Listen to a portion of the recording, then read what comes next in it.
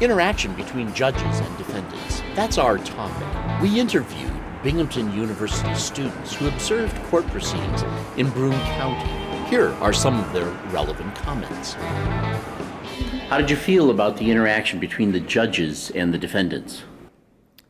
I felt that sometimes they were very different, just depending on who the individual was or what the case was, and a lot of times a lot of the sentences were different for similar crimes that were committed. Sometimes the judges were more lenient with how they reacted to the defendants, but overall I didn't really feel like the defendants were being heard.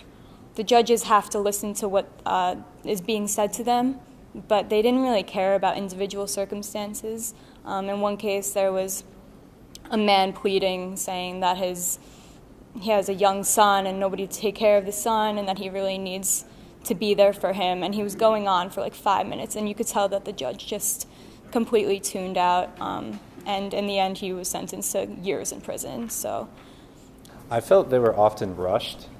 Oftentimes, the judge would just push right through what he needed to say, get across the point, just so he's doing the legally right or correct thing. So I always felt like the defendants and defense attorneys didn't really have time to argue or try to defend themselves as appropriately as possible. I actually wrote about in my paper for this class how the relationship seemed almost paternal, the judge was trying to act like most of the defendants' fathers, and that actually made me pretty uncomfortable. I was really surprised on how the criminals or the defendants were treated in the courtroom, kind of just pushed to the side. They were kind of not even respected as humans in some cases, I thought. Depending on the race of someone or the gender, a lot of the sentences were different and not consistent through the whole process. Mm-hmm.